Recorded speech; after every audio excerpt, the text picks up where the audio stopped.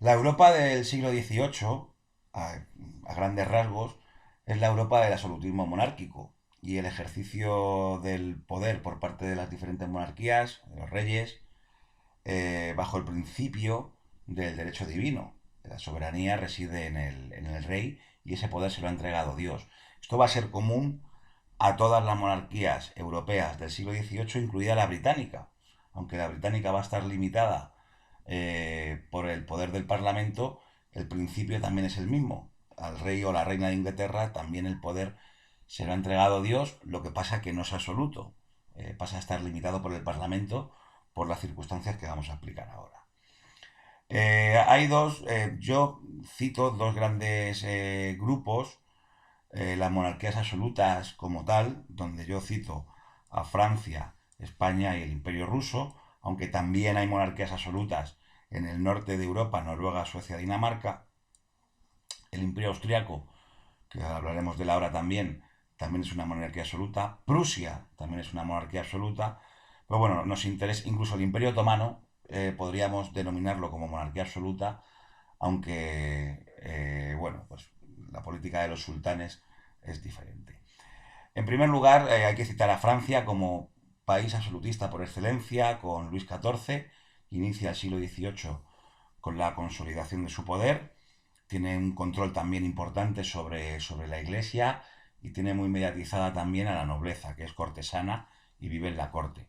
Entonces, bajo el principio del Estado soy yo, el rey Sol, Luis XIV va a ejercer y va a desarrollar el poder absolutista, el absolutismo en Francia, que va a ser así hasta la Revolución Francesa de finales del siglo XVIII. Este modelo absolutista francés se va a importar a España tras la Guerra de Sucesión y la llegada de los Borbones a partir de 1700. Ellos consolidan su poder, Felipe V, en 1714, una vez que ha terminado la Guerra de Sucesión Española, que son varios años de guerra. Además entran en juego otras potencias internacionales y cuando ya elimina los fueros de la corona de Aragón, digamos que ese modelo francés se ha importado a España.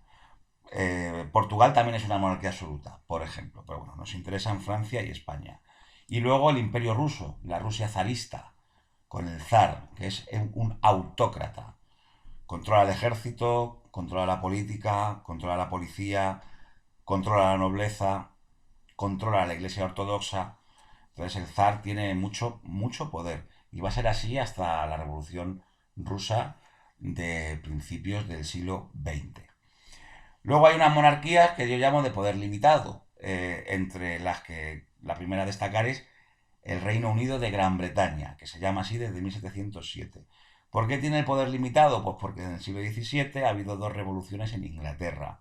La primera con Cromwell, a mediados de siglo, y la segunda, y quizá la más importante, que es la que inaugura este, digamos, sistema parlamentario, es la llamada Gloriosa Revolución de 1688, donde luego se aprueba el Bill of Rights en 1689 y donde el Parlamento, también copado por la baja nobleza en la Cámara de los Comunes con la Gentry, pues va a limitar mucho a la hora de aprobar presupuestos, de aprobar campañas militares, etcétera, la voluntad del rey. Los diferentes reyes o reinas en ese pacto van a aceptar y Gran Bretaña va a seguir un camino hacia el parlamentarismo y posteriormente va digamos, a ser el país pionero también en el cambio económico y tecnológico con la revolución industrial. Otra monarquía de poder limitado es el Sacro Imperio Romano Germánico, que va a desaparecer en 1806. Más que nada porque la figura del emperador ya era prácticamente, va a acabar con el Napoleón, con esta formación política, y la figura del emperador pues está también limitada porque es elegido por 7 electores, entre ellos, por ejemplo, el duque de Sajonia. Pero es que, claro, en el Sacro Imperio, en Baviera, hay un rey, la parte que tiene dentro del Sacro Imperio, el Imperio Austriaco, hay un rey que también es absolutista en todo su terreno, en todo su territorio, o el rey de Prusia. Prusia va a ser la que luego unifique Alemania, también de una parte dentro del imperio, y el rey de Prusia, los Hohenzollern, que se llama la familia, son reyes absolutistas también.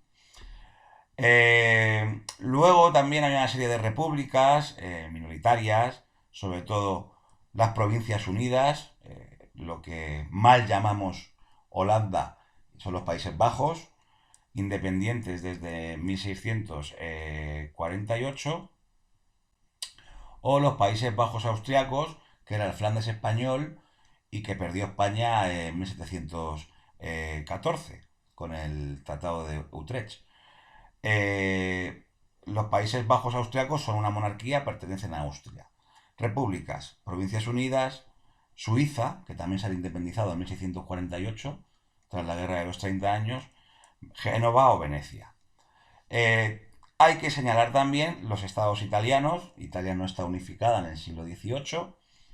Pues el más importante va a ser el reino de Piamonte-Cerdeña, aunque el poder, aparte de los estados de la Iglesia y aparte de estas repúblicas independientes, lo va a ejercer Austria, va a tener mucho control sobre Italia, lo veremos más adelante, y el reino de Piamonte-Cerdeña es quien va a ejercer posteriormente la unificación italiana ya en el siglo XIX. Relaciones internacionales, pues desde la Guerra de los 30 años el principio fundamental es el de equilibrio. ¿Qué quiere decir esto? Ningún país o un grupo de países que formen un eje pueden alterar el equilibrio o la razón de Estado y la soberanía de los diferentes países en el continente. ¿Quiénes abanderan este principio de equilibrio? Siempre los británicos, que les interesa que en el continente haya estabilidad política. ¿Quiénes van o qué país va a intentar alterar que se está enfrentando a los británicos en Europa y en el mundo sobre todo?